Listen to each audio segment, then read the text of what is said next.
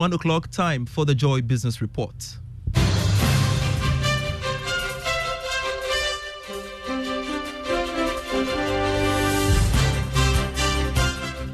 Coming up, more business associations join calls for government to use media budget presentation to reduce high taxes, stifling the growth of the private sector. And Bank of Ghana expected to sell $120 million in auction to bulk oil distribution companies for third quarter of this year, a move expected to help stabilize fuel prices at the pumps. Also in this bulletin, Chamber of Fertilizer Ghana demands further and better details on government's new initiative of using the guarantor system to distribute fertilizer under the Planting for Food and Jobs program. We have details of these and more shortly.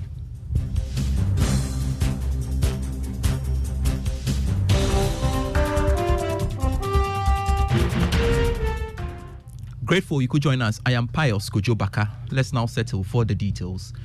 As the Finance Minister prepares to present the media budget this month, more business associations have appealed to government to seize the opportunity to reduce high taxes affecting private sector growth.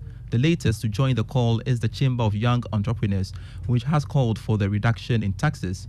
This comes after the Association of Ghana Industries, the Ghana National Chamber of Commerce and Industries all appealed to government to reduce levies negatively affecting businesses.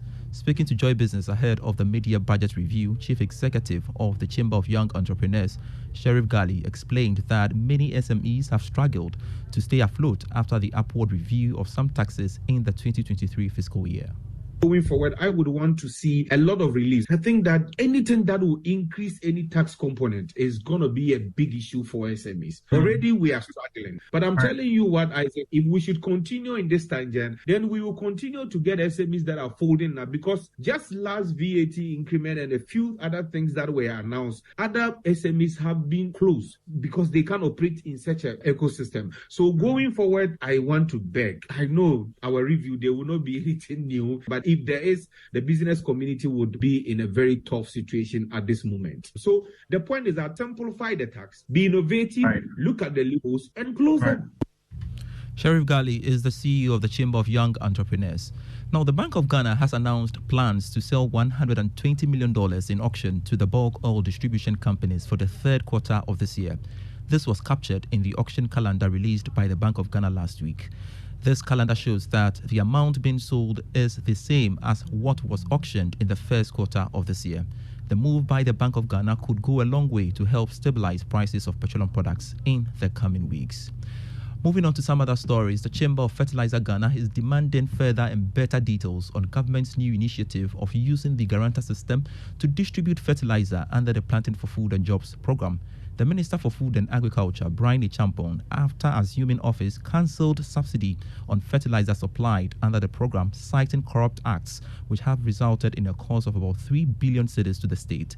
But speaking to Joy Business, the Chief Executive of the Chamber, Prince Adipa, advised the government to practice an open market policy by reducing charges on imported fertilizer at the ports to make the commodity affordable and accessible to farmers. Now, if government wants to really help, it should be from the port of entry. Where charges and levies are so much on these inputs, and therefore, the cascading effect comes to play. So really, it should be looked at from such angles, so that on the market, the farmer will have the liberty. It should be affordable one, and the farmer will have the liberty to be able to decide which product they should really go for. And this is going to also enhance the issue of quality, or push importers to be competitive in terms of what they bring to the market. So really, anytime government intervenes in some of this, with some of these programs, it distorts a lot of things. Prince Adipa is the CEO of the Chamber of Fertilizer there. Now, Central Oil Refinery is seeking government support to grow a private local refinery industry to support the country's domestic demand for petroleum products. Addressing an entourage from the Ministry of Trade and Industry led by the Minister, Katie Hammond, Chairman of Central Group, Jing Ning Huan, disclosed that the company is capable of producing 5 million metric tons of quality products per annum, which will help manage the demand on foreign exchange for the importation of finished products. standard, good quality, to can compare any in the world, any from China, from India, or from Europe. Our Ghana also can do standard product. Central, they do investment is in a refinery. Most of is a follow international standard in a uni in a technology. To some other stories, the Dean of UPSA Law School, Professor Ernest Kofi Abuchi, is making a strong case for some of the stability agreement with extractive sector firms to be reviewed. The constitutional and corporate lawyer maintains that the manner in which some of these deals were structured still gives government the room to renegotiate the agreements. Professor Abuchi, however, maintains that government should try to bring on board all the companies concerned. A negotiated case of probably trying to bring, those companies back to the table and see if they would happily open up and allow some redesign of things. Look, Botswana just did it. Botswana just succeeded in getting De Beers to open up and basically give them greater concessions or greater benefits under the arrangements that they have with the Botswana government. Dean of the UPSA Law School, Professor Ernest Kofi Abuchi. Now, a former head of communications at the Bank of Ghana, A.C. Hammond, is urging public relations professionals to do critical research and adapt to emerging tools and processes in the practice of the profession. According to her, this is necessary in distributing to the growth of organizations. She was speaking at the 7th edition of the Women in PR Summit. The teams we've prepared should be so good that management finds it easy to say take over from your base. So that is where we should get to. Always including research. Always. We still apologize for that poor quality sound there. Now, the Dean of the School of Engineering at the University of Ghana, Professor Elsie Ifa-Kaufman, has stated that funding for research to provide critical solutions that will address problems in the country is in short supply.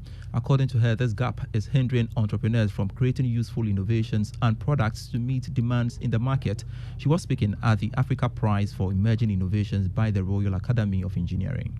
The path of an innovator is not an easy one, and the innovators on our continent face some unique and particularly difficult challenges. Many African innovators face constraints in accessing capital, infrastructure, and technological resources. This lack of resources can hinder the development and implementation of their innovative ideas. Navigating complex regulatory frameworks and bureaucratic processes can be daunting for African innovators. Consider inconsistent policies, limited intellectual property protection, and inadequate support systems that can. Now, Adansi Travel has launched Adansi Health Tourism to provide solutions needed to close the health gap in the country and beyond. According to the Chief Executive Officer, Gideon Asari, the move is necessary to support Ghana's health sector.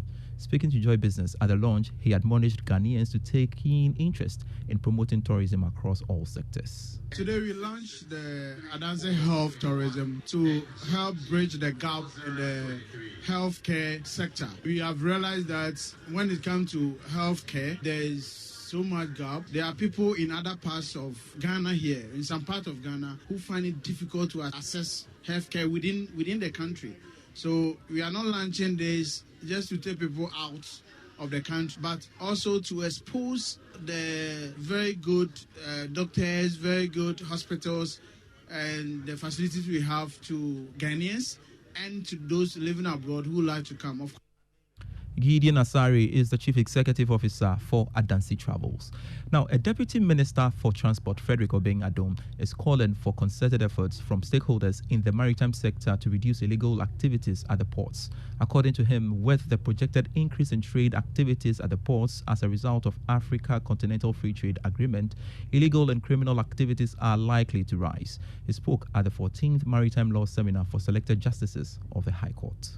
For the foreseeable future, the maritime industry will remain the primary engine of domestic and foreign trade, which in turn will stimulate economic growth. However, the very nature of the industry can also facilitate illegal activity and criminalities at the sea. The growing threat and dynamism of the industry demands that we adopt a clear-cut response, hence the need to deepen understanding and knowledge on maritime-related issues. Now, for your money tip on Money Lab, let's now hear from Kofi Poli, Chief Operations Officer of People's Pensions Trust, as he details what to look out for when choosing a pension scheme.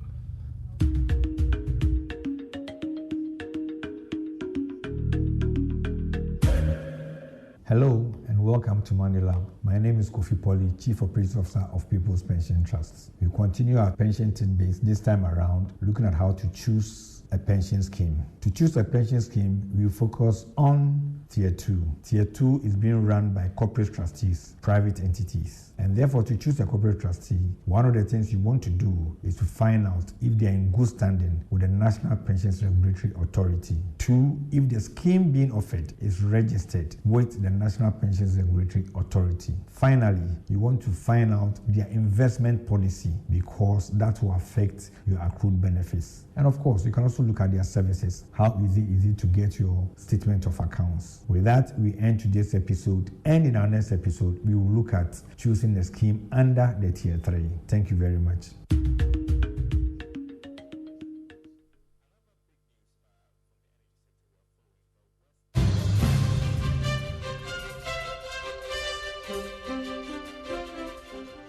Kofi Polly, and then the Joy Business Report there. Let's take some messages from EcoBank because you have to know this. Does your existing salary account gives you more?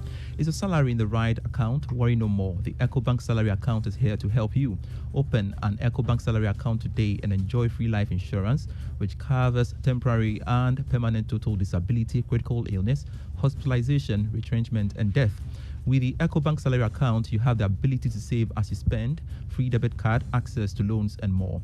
The best part is that you stand the chance to double your salary in the EcoBank Double Salary Reloaded from now till end of July. So open an EcoBank salary account today by visiting any EcoBank branch or ecobank.com to open an account online for amazing benefits.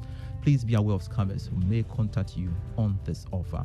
Always visit an EcoBank branch or call EcoBank toll free on 0800 003 225 for further details on the EcoBank salary account and EcoBank Double Salary Promotion Reloaded. Terms and conditions apply. EcoBank, the Pan-African Bank. I am Pius Kojubaka. Grateful serving you. Ignition is next. Do enjoy.